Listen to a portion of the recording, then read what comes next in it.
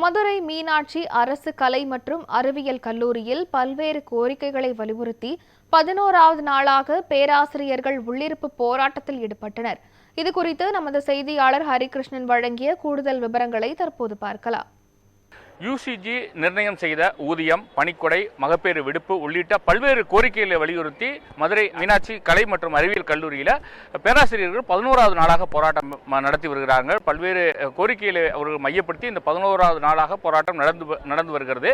இந்நிலையில் பேராசிரியர்களுக்கு ஆதரவாக 300க்கும் மேற்பட்ட கல்லூரி மாணவிகள் தற்போது பேராசிரியரோடு இணைந்து போராட்டத்தில் ஈடுபட்டிருக்கிறாங்க. அவங்ககிட்ட பேசலாம். முதல்ல அகிலா இருக்காங்க, அவங்ககிட்ட பேசலாம். இப்போ நீங்கள் இந்த போராட்டத்துக்கு வந்திருக்கீங்க, இந்த போராட்டத்துக்கு வரக்கூடியதுக்கான நோக்கம் என்ன? போராட்டத்துக்கான வர வேண்டிய நோக்கம் என்னன்னா, எங்களுக்கான எஜுகேஷன்ஸ் கெட்டு போகுது. ஏன்னா எங்கள் டீச்சர்ஸ் எல்லாரும் இங்கே உட்காந்துருக்குறாங்க. அப்போ நாங்கள் எப்படி போய் கிளாஸஸில் நாங்கள் கிளாஸ் நடத்த முடியும்? எங்களோட நோக்கம் என்னன்னா, எங்கள் டீச்சர்ஸ் கிளாஸுக்கு எங்களுக்கு சரியான முறையில் பாடத்தை நடத்தணும். இவங்க சொல்கிறாங்க டீச்சர்ஸ் வரணும், பாடம் நடத்தணும்னு சொல்கிறாங்க. ஆனால் அவங்களுக்கான அவங்களோட பல்வேறு கோரிக்கைகள் இருக்குது. இதுக்கு அரசு என்ன செய்யணும்னு நீங்கள் சொல்கிறீங்க விக்னேஷ்? அவங்களுக்கு தேவையான பணி ஊதியத்தை வழங்கினா போதுமே, ப்ராப்பரான சேலரி தான் அவங்களும் கேட்குறாங்க. அவங்க வெறும் ஒரு டிகிரி மட்டும் படிச்சுட்டு எங்களுக்கு பாடம் எடுக்கல. அவங்க எல்லா டிகிரியும் படிச்சுட்டு முடிச்சுட்டு கரெக்டான தகுதியோடு தான் எங்களுக்கு பாடம் எடுக்க வந்திருக்காங்க. அவங்க பாடம் எடுத்துருக்கான ஊதியத்தை தானே கேட்குறாங்க.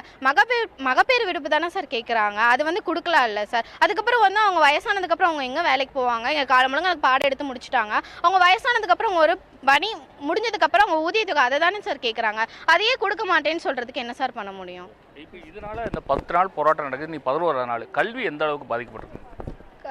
கல்வி எந்த அளவுக்கு பாதிக்கப்பட்டிருக்குன்னா, இங்கே இருக்க டீச்சர்ஸ் இவ்வளோ பேர் ஸ்டூடெண்ட்ஸ் வந்திருக்கிறத பார்த்தே நீங்கள் புரிஞ்சுக்கிறணும். ஏன்னா அவங்களுக்கு எந்த கிளாஸஸுமே நடக்கலை. இவ்வளோ ஸ்டூடெண்ட்ஸ் இப்போ கரெக்டான முறையில் கிளாஸஸ் நடந்துட்டு தான் எந்த ஸ்டூடெண்ட்ஸ் இங்கே உட்காந்துருக்க மாட்டாங்க. முதல்ல அவங்களோட கிளாஸஸ் பாதிக்கப்பட்டிருக்கு. டீச்சர்ஸ் எல்லாரும் இங்கே உட்காந்துருக்குறாங்க. அவங்க டீச்சர்ஸ் தான் உட்காந்துருக்குறாங்க. எல்லா டிபார்ட்மெண்ட் டீச்சர்ஸும் உட்காந்துருக்குறாங்க. ஆனால் லேப்டாப்பில் சொல்லித்தர டீச்சர்ஸ் இங்கே தானே உட்காந்துருக்குறாங்க. அப்புறம் எப்படி எங்களால் எஜுகேஷன் பண்ண முடியும்? அந்த லேப்டாப்பை நாங்கள் வச்சு என்ன யூஸ்? கொடுத்தா மட்டும் போதுமா? அதை கற்றுக்கிறணும். அந்த கற்றுக்கிற டீச்சர்ஸ் இங்கே தானே உட்காந்துருக்குறாங்க. அப்புறம் எந்த வகையில் நாங்கள் ரொம்ப பெஞ்சஸ் இல்லை, கிளாஸஸ் இல்லை, டீச்சர்ஸும் இல்லை. இப்போ அப்போ நாங்கள் ரொம்ப எங்களோட எஜுகேஷன் கெட்டு போகுது. இப்போ கடைசி செமஸ்டர் நடக்க போகுது, மாடல் எக்ஸாமு செமஸ்டர் நடக்க போகுது.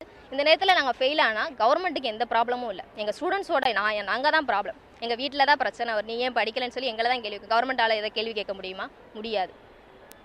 தற்போது இறுதித் தேர்வு நடைபெறவுள்ள சூழ்நிலையில் இந்த போராட்டமானது நடைபெற்று வருகிறது. ஆகவே தமிழக அரசு இதை ஒரு கவனமாக எடுத்துக்கொண்டு உடனடியாக அவருடைய கோரிக்கையை நிறைவேற்ற வேண்டும் என்கிற கோரிக்கையிலே மையப்படுத்தி இருக்கிறார்கள். தொடர்ந்து போராட்டத்திற்கு ஆதரவும் தெரிவித்திருக்கிறார்கள்.